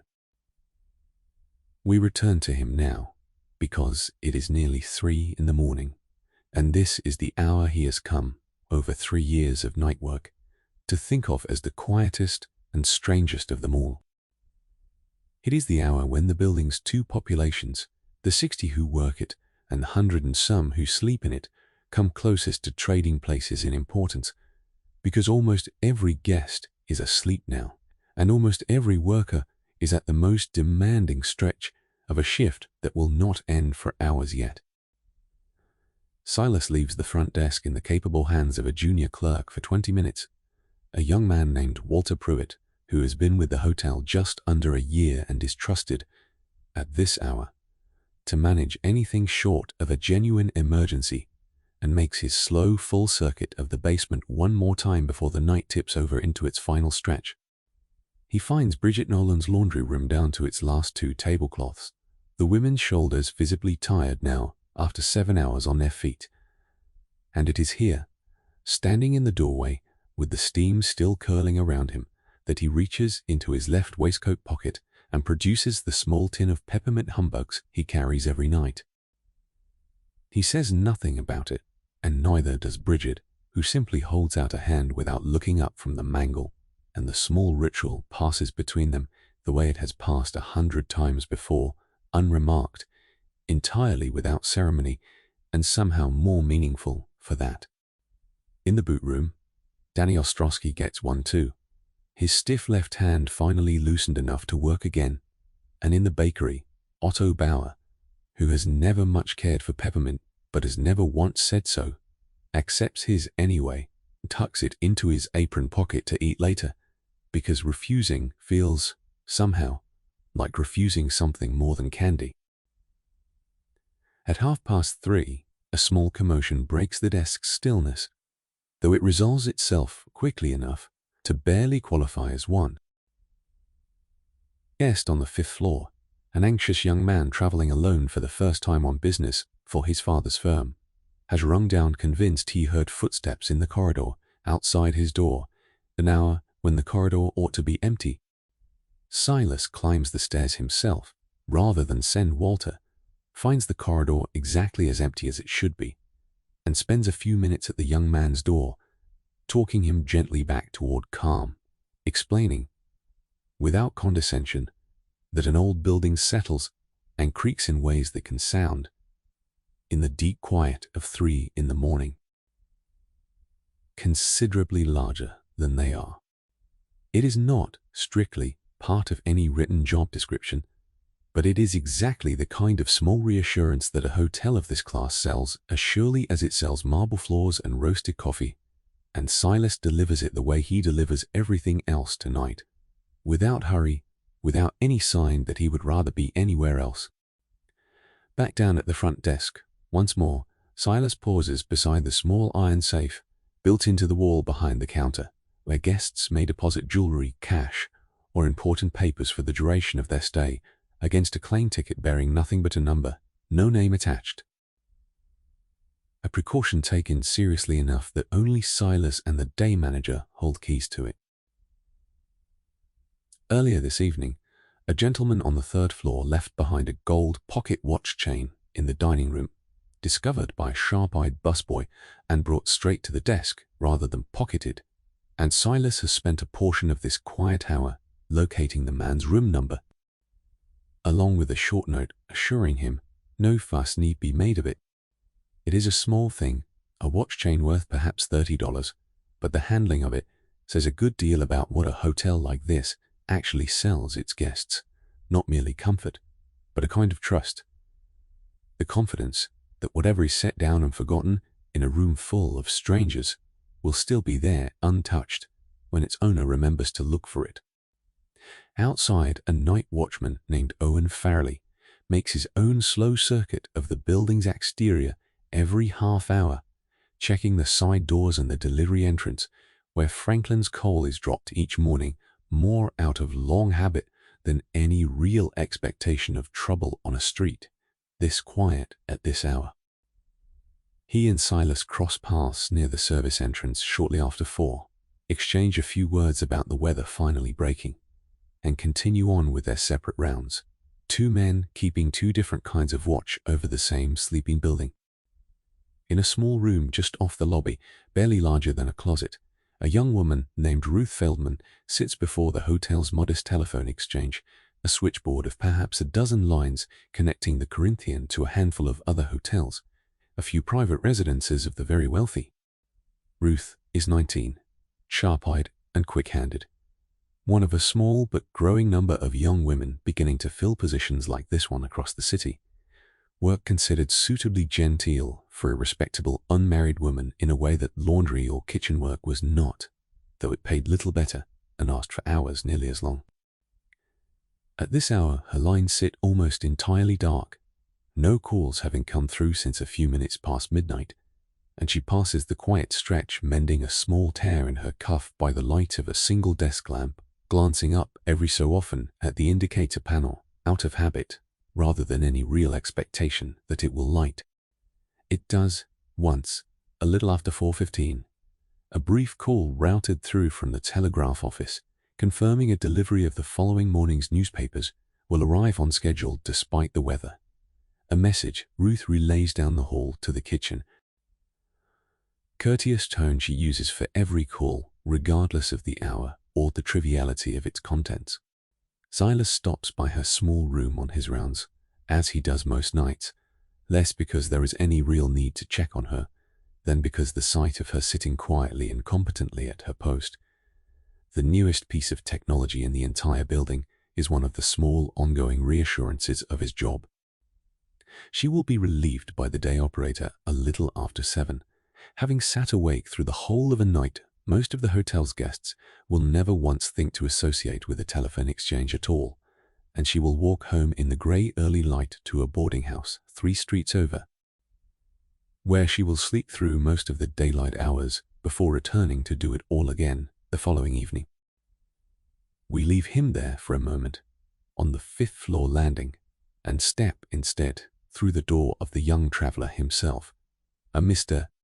Sedgwick, 23 years old, on his first trip away from home for his father's dry goods concern, because this is the part of the night that the whole building exists to make possible, and it deserves to be seen slowly, without rushing toward what comes next. His room is high-ceilinged, the way every room in this hotel is high-ceilinged, with heavy damask curtains drawn fully across the window now, thick enough that the sound of the city outside has been reduced to almost nothing at all, a soft, distant hush of rain that could be mistaken, if a person were tired enough, for the sea. Behind those curtains, a tall window of leaded glass, a narrow band of colored panes set into its upper arch, the way so many of this era's finer windows were finished. And against that glass, rain is running down in slow, unhurried streaks, catching what little light remains in the room and breaking it, very faintly, into soft color along the sill. The fire in the small hearth has burned for most of the evening and is settling now into its last quiet hour, the flames gone from their earlier bright orange into a low, steady bed of crimson coals that pulse gently with each small shift of air in the room, giving off a warmth that has nothing urgent left in it, only a slow, banked comfort that will hold until well past 4 in the morning before it finally cools. Mr. Sedgwick, calmer now than he was 10 minutes ago when the footsteps outside his door seemed larger than they were, has drawn his heavy dressing gown a little tighter and settled into the deep chair beside that hearth for just a few minutes, watching the coals the way people have always watched a dying fire, without any real thought at all, simply because it asks nothing of him and gives him in return something like peace. When he finally rises and crosses to the bed, it is a bed built the way beds in rooms like this one were always built. A deep, wide feather mattress laid over a solid frame, the kind that seems almost to rise up to meet a tired body rather than simply receive it. The sheets beneath the coverlet, a heavy linen, pressed that same afternoon in a basement room 3 floors and a world away from here, still holding the faint, clean smell of starch and the mangle's steam. Over them, a thick eiderdown quilt, filled with down soft enough that it seems to have almost no weight of its own despite the warmth it holds. Tucked in at the corners, the way the housekeeping staff were trained to tuck it, snug enough to hold in heat, loose enough never to feel confining. He sinks into it slowly, the way a person sinks into deep water rather than a chair, feeling the mattress give beneath his shoulders and his hips, the weight of the day's travel finally allowed to settle all the way down into something soft enough to hold it. The pillow beneath his head is filled with the same down as the quilt, and it seems, in the way that only a very good pillow can, to adjust itself slightly around the shape of his skull rather than the other way around. Outside, the rain continues its slow, steady work against the leaded glass, and somewhere below him, though he does not know it and will never think to ask, a woman is folding the last of tonight's linen, and a boy is checking a bakery oven's damper for perhaps the 40th time this evening, so that a room like this one, and 400 others just like it, can feel exactly this simple, exactly this effortless, exactly this safe. His breathing slows. The coals in the hearth continue their quiet pulse, dimmer now, closer to ash than flame, casting almost no light at all, beyond a faint, warm line along the base of the fireplace surround. The heavy curtains hold the rest of the room in a darkness so complete and so undisturbed that it feels after the day he has had like the first truly still air he has breathed since he left his father's house 3 days ago. He does not remember, later, the exact moment he crossed over into sleep, only that it came gently, without struggle, the way sleep is supposed to come, and so rarely does anywhere else, in a life this busy. This is, in its way, the whole purpose of everything we have watched so far tonight. Not the marble, not the chandeliers, not even the sherry or the string quartet, though all of those things play their part. The actual product being sold in a building like the Corinthian, the thing worth $25 a night to a tired traveler far from home, is this exact feeling of being utterly, completely taken care of so thoroughly that the taking care of becomes invisible. And all that remains is the rain on the glass and the fire going down to embers, body finally allowed to rest. Up and down this floor, and the floors above and below it, the same quiet unfolds behind door after door. 2 floors above Mr. Sedgwick, Mrs. Aldrich has settled into her own bed some time ago, in a suite arranged, over her long winter stay, into something close to a private world of her own making. A small lamp still burns low on the nightstand beside a photograph of her late husband, its wick trimmed just enough to hold a soft, steady glow rather than any real brightness, and beneath its light, her hands lie folded on top of the quilt, the way they have lain every night for 6 years now, a habit formed long before this hotel ever existed. Her own hearth, like Mr. Sedgwick's, has burned down to a low bed of coals, and the same heavy damask curtains hold the rain's soft murmur at a comfortable distance from the room. She does not fall asleep quickly most nights, missing as she does the familiar sound of another person breathing nearby.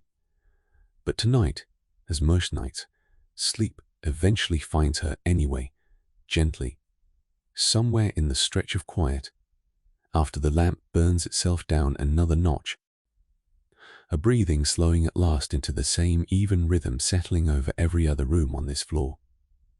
Down the corridor from Mrs. Mess Aldrich, the newly married couple, has settled into the deep hush of their first shared bed as husband and wife, a room chosen by the groom's father specifically for its marble mantel and its view, however rain-streaked tonight, of the avenue below.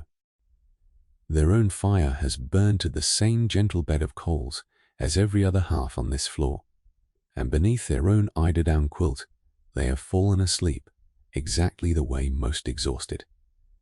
Happy travelers fall asleep, mid-conversation, a sentence trailing off into breathing. The city they are traveling toward tomorrow remains, for tonight, nothing more than a plan written on a rail ticket, tucked into the husband's coat pocket, and neither of them will remember, by morning, the exact moment the conversation stopped. The 3 men who negotiated a railroad's fate over cigars earlier this evening sleep now in 3 separate rooms on 3 different floors, their agreement already drafted in a neat clerk's hand and waiting only for morning signatures, untroubled by any thought of who kept their rooms warm while they slept, or who will carry the coffee up to each of their doors within the hour of their waking. One of the 3, the eldest, sleeps with a small ledger of his own on the nightstand beside him, not so different in spirit from the one currently resting closed on a shelf 3 floors above his head, though the 2 ledgers could not be more different in what they were built to track. Every hearth in every occupied room on every floor of this building is settling now toward the same low bed of coals, banked by hands that will check them again before dawn. And every guest beneath every quilt has been carried, without ever quite noticing the carrying, into the same deep and undisturbed rest. There is more to understand here, now that we have watched a full night unfold from both sides of that seam in the plaster. If we step back a little, look at the whole shape of it, rather than any single hour within it. Think for a moment of Michael Boyle, standing under the columns in his soaked coat, while carriage after carriage delivered guests who crossed perhaps 6 feet of open air between their carriage door and the hotel's own, never once feeling the rain that had been falling on him steadily for hours. That single image, more than any other from tonight, holds the whole shape of what follows. The first pattern worth naming is the invisibility of labor, and it is the plainest of them all, though it is easy to walk past without ever quite seeing it. Every comfort inside the Corinthian tonight, the polished boots, the pressed linen, the rising bread, the banked fire in Mr. Sedgwick's hearth, exists only because someone worked to produce it, and the entire architecture of the building, that hidden corridor behind the palm court paneling, the separate staircases, the uniforms that erase the individual wearing them, was constructed specifically to keep that work from ever being seen by the people benefiting from it. This was not incidental to the luxury on offer. It was the luxury on offer. A guest was not simply paying for a warm room. He was paying, whether he ever framed it this way in his own mind or not, for the privilege of never having to think about who kept it warm. The second pattern is the density of obligation, and it runs through every level of this building without regard for rank. Silas Crane's black ledger, ruled into hours rather than dates, is one version of it, a life organized so completely around the needs of others that even his rare private moments, a page in Whitman, a tin of peppermints shared at 3 a.m, happen inside the structure of his rounds rather than apart from them. But the same density of obligation shapes Mrs. Lyer. Aldrich's evening too, in its own quieter way, and shapes the young couple upstairs, beginning a marriage full of obligations. Neither of them has fully met yet, and shapes even the railroad men whose cigars and sherry were themselves a kind of work, a performance of ease conducted in service of a business arrangement. Almost nobody in this building tonight, guest or staff, is simply resting. Nearly everyone is, in some fashion, on duty. Even the deepest sleep unfolding behind those 400 doors right now sits inside a structure of obligation. Someone else is actively maintaining a fire that must be checked, a schedule that must be kept, a ledger that must be updated before its keeper allows himself his own 3 lines of poetry and a few hours rest. Obligation in a building like this does not pause simply because the hour grows late. It only changes hands quietly from one tired person to the next all night long until morning arrives and the whole arrangement begins again in daylight under different names with different faces attached to it. The third pattern is the economics of appearance, and we have already spent an hour with the numbers behind it. $25 against 70, against 20, against 10. What is worth adding now is how completely that arithmetic depended on nobody doing it out loud. The entire business model of a hotel like this rested on a kind of agreed silence, guests declining to ask what a suite actually cost the people producing it, staff trained never to volunteer the answer, so that the appearance of effortless luxury could remain, for both parties, comfortably unexamined. It is a pattern that reaches well beyond hotels, well beyond this one decade, this arrangement in which comfort and its cost are kept carefully out of the same sentence. The fourth pattern is the mediated nature of relationships inside a building built for strangers to feel at home in. Mrs. Aldrich is walked to her elevator every night by a waiter who knows, better than anyone else in her life just now, the precise rhythm of her evenings, and yet the two of them will likely never exchange a single sentence that is not, technically, part of his job. Silas Crane knows more about the private griefs and quiet needs of 60 different working lives than almost anyone else in this city, and is known by almost none of them beyond his role. It is one of the strange gifts and strange costs of institutions like this one, that they generate an enormous amount of real, careful attention between people, and almost none of it is permitted to become friendship in any ordinary sense of the word. The fifth pattern, and perhaps the quietest of them all, is the gap between capability and permission. Bridget Nolan runs a complex, physically demanding operation every night with a level of judgment and authority that would be called management anywhere else. And yet, her formal standing in this building remains well below that of men who have worked here. Patrick Guilfoyle has trained more young porters in the invisible grammar of this hotel than anyone currently drawing a manager's salary, and will retire, eventually, with none of the recognition that grammar deserves. Even Silas himself, whose judgment quite literally holds this building together every night of the week, answers to a daytime proprietor who has never once walked the basement corridors. His own night manager knows better than any room upstairs. Skill and authority in a building like this were never guaranteed to travel together, and the gap between them was itself a kind of quiet, permanent tax on everyone working below the level of ownership.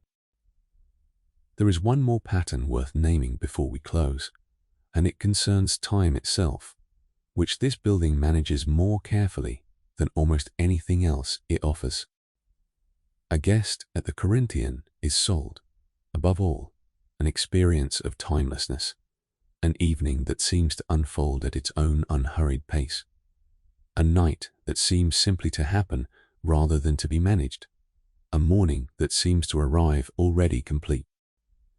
And yet nothing in this building runs on anything but the most exacting schedule imaginable. Boots by 6, bread by 5:15, linen by 4:30, a quartet that begins precisely at 8 and ends precisely when Mrs. Aldrich's second sherry is finished. The entire illusion of leisurely, unstructured time upstairs depends on an almost military precision downstairs, and this, too, rarely gets said plainly. Leisure, of the kind sold in a room like the Palm Court, is not the absence of schedule. It is schedule so thoroughly hidden that it no longer feels like one, and someone, somewhere below stairs, is always the person holding that schedule together. So, a guest upstairs. Taken together, these 6 patterns describe something larger than one hotel, one city, one decade. They describe the exact shape comfort takes whenever it is manufactured at scale for people who did not make it themselves, a shape that depends on hidden labor, on obligation, distributed unevenly but almost universally, on an agreed silence about cost, on relationships mediated by role rather than freely chosen. Danton, a gap between what people can do and what they are permitted to be recognized for doing, and on a schedule so carefully hidden that it reads, from the outside, as no schedule at all. None of this makes the guests of the Corinthian villains any more than it makes its staff simply victims. It makes them, all of them, participants in an arrangement so carefully built that most of the people living inside it, on either side of the seam, never had reason to examine it at all. We have had that reason tonight for one evening, and it is worth carrying with us, gently, the next time comfort of any kind arrives in our own lives, looking entirely effortless. Let us go back to Silas Crane one final time, because it is nearly 6 in the morning now, and his night, at last, is coming to its quiet end. The rain has stopped some time in the last hour, leaving the street outside the Corinthian washed clean and faintly steaming where the first grey light touches the wet stone. The city has not woken yet, not properly, though a milk cart has already passed twice along the avenue, and somewhere a few blocks off, a baker other than Otto has begun his own morning in earnest. Inside the lobby, the great clock above the front desk reads 10 minutes to 6, and the day staff will begin arriving within the half hour, fresh, rested, ready to take up a building that has, in truth, never once stopped running through the night they slept through undisturbed. Down in the basement, the changeover from night to day is already well underway, unremarkable and unwitnessed by anyone above stairs. Otto Bauer hands his ovens over to the head baker, returned now from his own few hours of sleep, and gives a brief account of the night's dough before trudging up to a narrow bed of his own for a handful of hours' rest before the cycle asks for him again by early afternoon. Patrick Guilfoyle and his 2 young porters finish the last of the boots. 406 pairs return to 406 doors and clock out at the small board by the service entrance where every worker's arrival and departure is logged in a hand nearly as careful as Silas's own. Bridget Nolan has already gone home to the 2 rooms she shares with her sister, New streets over, leaving the laundry to the day crew arriving to start the whole slow cycle again on tomorrow's linen.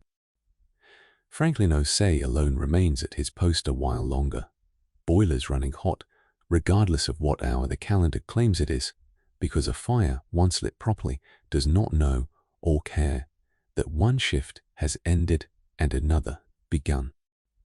Silas closes his black ledger for the last time this shift, its final entries neat and unhurried despite the hour. Boots returned to 406 doors by 5:40. Bread from Otto's ovens sent up to the kitchen at 5:15, smelling, by every account, exactly as it should. Bridget Nolan's linen room empty and swept by 4:30, its last tablecloth folded and shelved. 14 guests who arrived late, all safely behind their own doors, keys returned to their proper cubbies. Nothing lost, nothing broken, nobody left standing in the cold. It has been, by every measure that matters in this business, an entirely uneventful night, which is precisely the outcome Silas Crane has spent 9 hours quietly engineering. Before he goes, and almost without thinking about it, he opens to a fresh page and writes 2 lines for tomorrow. Cold delivery expected before 8. Confirm the Pennsylvania gentleman's early train request still stands. It is a small habit writing the first hours of a night that has not yet arrived before he has even slept through the one just finished, but it is also, in its quiet way, the truest thing about his job. The night does not really end here. It only pauses long enough for someone else to hold it, and then it comes back around to him again, the way it always does, the way it has, for 3 years now, and will, most likely, for a good many years yet. He allows himself one last unhurried walk through the ground floor before he goes the way he does most mornings, not because anything requires it, but because he has come to find something quietly satisfying in seeing the whole building settled before he leaves it. The palm court sits dark and empty, its potted palms motionless, its chairs still arranged at the same slightly crooked angles from the previous evening, waiting for a housemaid to set them right again in an hour or 2. The dining room stands ready for breakfast, tables reset with fresh linen from Bridget's shelves, silver laid in careful rows by the boy whose only job is silver. The lobby's marble floor, polished the previous afternoon, still holds enough of its shine to catch the grey early light now spilling weakly through the tall windows facing the avenue, and the great clock above the front desk ticks, on exactly as it has all night, different to whether anyone is listening. Outside, the city is beginning, very slowly, to stir. A second milk cart passes. A shopkeeper 2 doors down unlocks his own front door for the day. Somewhere above, in 400 rooms, Silas has spent the whole night quietly watching over without ever entering. Guests are still asleep, wrapped in linen, his own staff pressed, warmed by fires, his own staff banked, resting on the confidence, entirely unearned, in any active sense, yet entirely real. It is this confidence, more than the marble or the chandeliers, that Silas Crane has spent 9 hours building, one small task at a time, and it will vanish from every guest's awareness by breakfast, replaced by nothing more than the simple, unremarkable fact of having slept well in a strange city, which is, in the end, exactly what was promised. He hands the desk to Walter Pruitt and to the arriving day manager, with a few brief words, climbs the narrow servant stair, rather than wait for the elevator, and reaches his small room on the uppermost floor as the first real light of morning begins to touch the window. The room is exactly as he left it the previous afternoon: iron bed, washstand, a shelf holding 11 books. He hangs his black coat carefully, sets his father's watch on the small table beside the bed, and picks up the battered volume of Whitman from the top of the shelf, reading 3 lines by the grey early light, before his eyes finally close on their own, the same 3 or 4 lines more or less, that steady him most mornings. About roads and grass and the plain, ordinary miracle of another day, arriving regardless of what came before it. Sunday is only 2 days off now, and some part of his mind, even as sleep pulls him under, is already arranging the small details of that afternoon. The walk north, the parlor, Nora's reading aloud growing surer each week, a small paper bag of the same peppermint humbugs he shares with his tired staff, saved back for her instead. It is a comfort he allows himself without any fuss or ceremony, the way a man allows himself the last few minutes of warmth before rising from a good chair, and it carries him the rest of the way into sleep. Down below him, the building is quieter now than it has been at any point all night. Guests still asleep behind their doors, the palm court dark and swept, the boot room and the laundry and the bakery. Finally, briefly, still. Somewhere on the 5th floor, Mr. Sedgwick sleeps on undisturbed, his fire long since gone to cold ash, his business appointment still hours away. Mrs. Aldrich sleeps 2 floors above him, with her lamp finally out. The newly married couple has not stirred since midnight. Even Ruth Feldman's small telephone room sits dark now, her shift ended, her switchboard silent, until the day operator arrives to take her place at the same small desk. The whole enormous complicated machine of the Corinthian settled for perhaps 40 minutes into something close to true rest before the first arriving guests of the new day begin, without any awareness of it at all, to need it running again. Silas himself is asleep within a few minutes of closing his eyes, the Whitman still open on his chest where his hand let it fall, his father's watch ticking quietly on the small table beside him, keeping its own patient time whether anyone is awake to check it against anything or not. The rain has stopped entirely now, and the first full light of morning is beginning to spread, slowly, across the wet rooftops of the avenue, catching on the pale stone of the Corinthian's facade, the way it catches every morning at this hour, different to how little sleep the building's own night manager has managed to claim for himself. Down on the street, the first full wave of the working city is beginning to stir. Delivery carts, a shop girl hurrying toward an early tram, a lamplighter making his slow rounds in reverse, extinguishing what he lit some 10 hours before. None of it disturbs the man asleep on the top floor, who has, after all, spent the whole of his working life learning exactly how to sleep through a city waking up around him. That is where we leave this one night in one hotel a long time ago. The rain has stopped. The fires have gone to embers. A boy is finally asleep who spent half the night polishing boots for people who will never know his name, and a man who kept the whole building's quiet possible is finally, himself, allowed to close his eyes. Everything that needed to be taken care of tonight was taken care of by hands that mostly went unseen, and you do not have to worry about any of it either. Not tonight, not here, wherever here happens to be for you. Wherever you are, whatever hour it is where you are listening, I hope this was good company for a while. Rest now, the way this whole hotel finally has. Good night, friend.